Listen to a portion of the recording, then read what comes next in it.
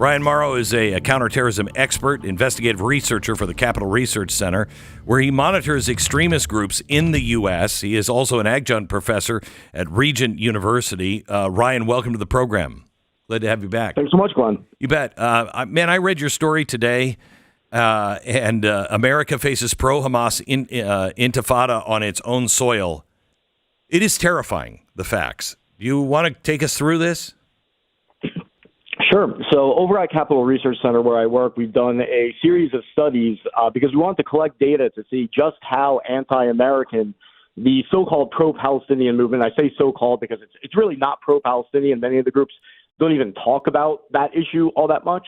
But we want to see the level of extremism within that movement, as I've talked about on your program before. And so the latest study that we did, we wanted to see how it has changed from the 15 months before the October 7th attacks, and then also look at the 15 months after the October 7th attacks and see if anything changed. And what we found was, based on their online postings and the engagement and everything, is that the anti-Americanism, which always existed, has now basically taken it over.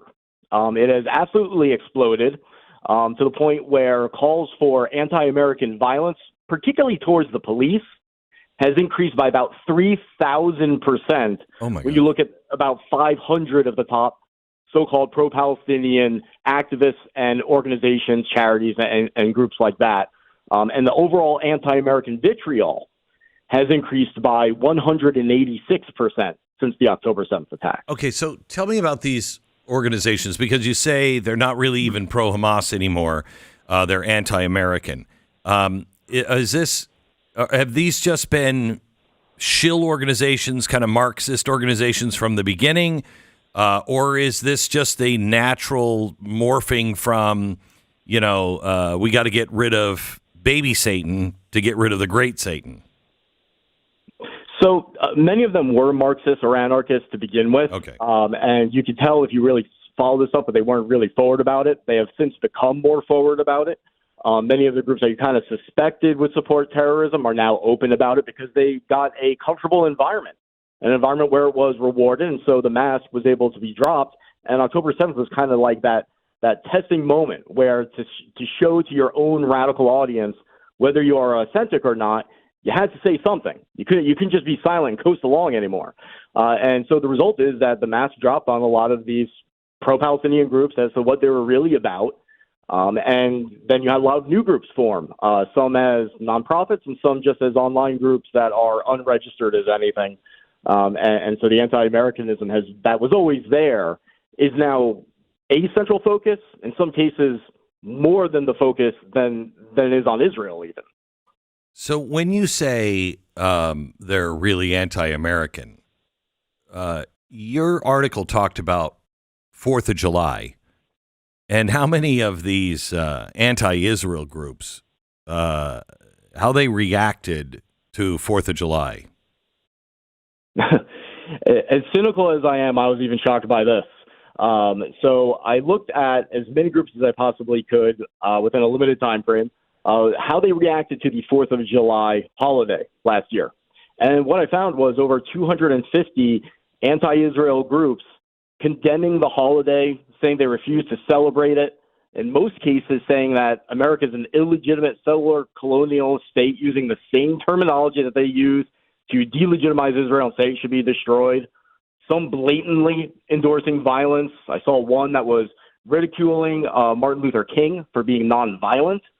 And so you look at all of this, and you can really see the infrastructure, and we're talking about easily hundreds of registered nonprofits and thousands of unregistered groups. Any of them getting money from our government?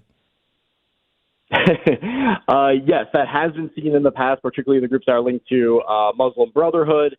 Various organizations have done research into that. So that is certainly an issue. They get money from the big donors, the predictable names like the George Soros Network.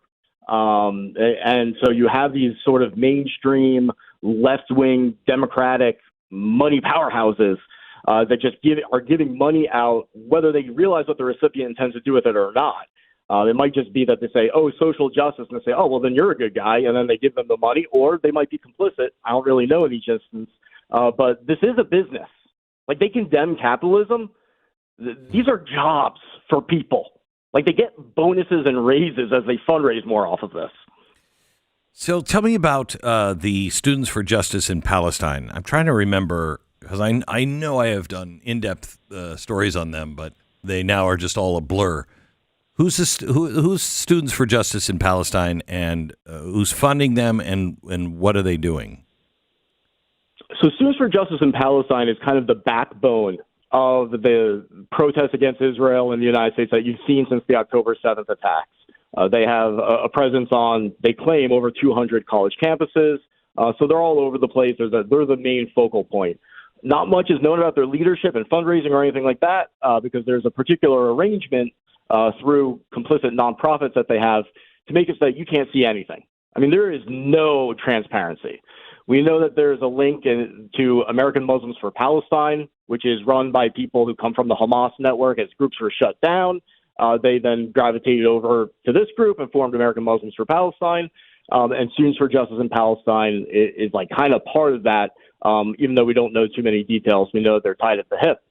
And Students for Justice in Palestine did get some negative attention for their protests after the October 7th attacks, especially because they openly supported them. They were one of the first groups to actually celebrate them. Many of these groups, before the Israelis even retaliated in large measure for the attacks, were already saying Israel is a genocidal state, stop them from retaliating, and these attacks were awesome. But what wasn't really noticed, because everyone was so shocked by them supporting the October 7th attacks, was that same statement also included a sentence where they said that they don't just support the groups that did it.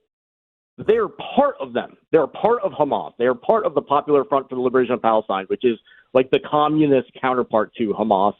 And they called for violence to resist occupied places and then referred to the United States as occupied Turtle Island. Explain. That's a call for violence on American soil. Explain Turtle Island.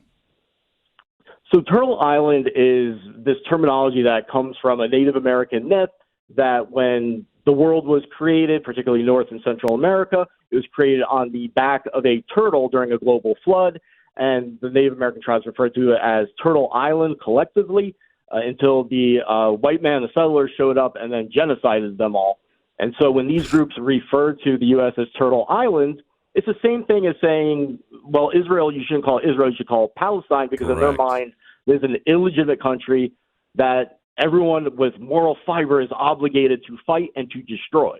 And truly, they're just at the beginning, and so it seems ridiculous, but it's not ridiculous, and it is working in many ways over in Israel. It's the erasing of the entire history of a country, its legacy, everything about us. By taking and saying, this is, let me give you a quote. Liberating colonized land is a real process that requires confrontation by any means necessary. In essence, decolonization is a call to action, a commitment to the restoration of indigenous sovereignty. It calls upon us to engage in meaningful action that goes beyond symbolism and rhetoric. Resistance comes in all forms: armed struggle, general strikes, and popular demonstrations. All of it is legitimate, and all of it is necessary. Wow. It's unbelievable. And the people involved in this, the students involved in this, those are your future employers, your future politicians, your future influencers. I mean, that's where everything is headed. And the trend lines are not good. I was looking at a poll from 2017, and obviously everything's gotten much more radical since then. And they polled American adults and asked them about various things related to extremism. And that poll in 2017 found that 8% of American adults supported Antifa. Another 8% said that they liked white nationalism. That's a total of about 16% in 2017. Now, if you consider the fact that Trump won the election by about 1.5%, what that means is that as these groups coalesce and form a voting bloc, or even if they don't vote, they're just able to influence minds, they can determine who wins elections. And you better believe the political industrial complex and politicians are going to increasingly realize that and be tempted to pander to them. Is this why the Democratic Party seems to have just completely lost their mind and they're going with AOC and everybody else who's a massive radical? I think so. I mean, because this is the grassroots. now. These are the activists, the people that they may not represent the majority of the opinion, but they certainly form the majority of the online opinion makers. You see the numbers of support for Israel compared to support for the Palestinians, and the support for Israel is now at record lows on both sides. Is that a result of these organizations? I believe so. I think it's also a result of foreign governments that promote seditionist-type beliefs and behaviors. They want to achieve what one expert calls discourse collapse, where basically you fill the American news ecosystem with so much BS that people just kind of like believe what they want or believe what appears in front of their eyes the most often. That's what's happening. And I think that's why you're seeing these crazy fringe beliefs becoming mainstream. And frankly, I think if you put it all together, I would say that when we hear Death to America, we think it's crazy. But I would say Death to America is crazy as a belief system, but as a goal, it's actually achievable. And I hope people wake up and realize that. Ryan, as always, thank you. You're doing just God's work on this. I appreciate it. Thank you.